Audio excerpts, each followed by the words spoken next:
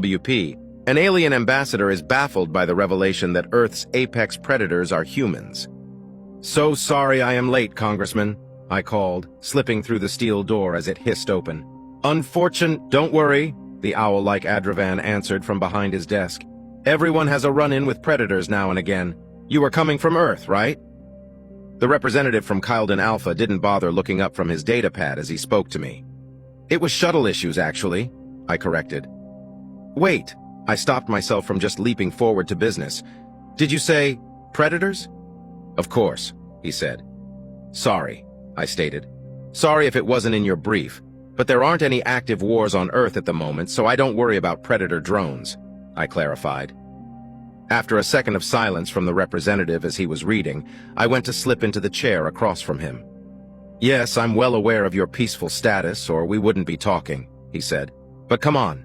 Every hatchling has a story of a narrow escape or dramatic encounter, right?" The Adravan finally looked up from his datapad and met my eyes with his 2 dinner plate-sized ones. "Tell me, what are human predators like?" he asked. "Avian, maybe?" The representative chuckled to himself after the last part. "I think it would be mostly mammalian," I pointed out. "I don't have the statistics on whether there are more shark attacks or—" "How can you not know?" he asked, while turning back to the last piece of work he had to get to before me. "Have you really been lucky enough never to see one?" "Okay." I put my datapad down on the table and waited for him to be done with his last signature. "You're suggesting that predators are a daily occurrence for you?" "Of course," he said. "Need to watch the skies on Kyldon." I stopped and thought about it for a second. "We don't have that," I finally pointed out. "Pardon?" The representative pushed his datapad to the side. "We don't have something hunting us. We haven't for thousands of years." "What?" The representative did the closest thing that he could do to a frown and then, "What happened to them?" "I believe we killed most things that wanted to kill us," I pointed out, "almost as soon as we made weapons." "Ah, so you went to war and now they're extinct. Bravo." "Not quite," I corrected. "They could have gone extinct, but we have natural parks and reserves dedicated to ensuring the survival of endangered species." "You protect them?" he asked, like the suggestion was wild and unheard of. "Yes." "How do you contain them?" "Fences and occasionally less if it's at a zoo." "What is a zoo?" the Adravan asked while picking up his datapad to look it up. "A place where families and kids can go see exotic animals, some of which are predators." "You send your children to them?" The representative almost shattered his datapad from slamming it down on the desk. "They're safe," I pointed out. "How are they safe?"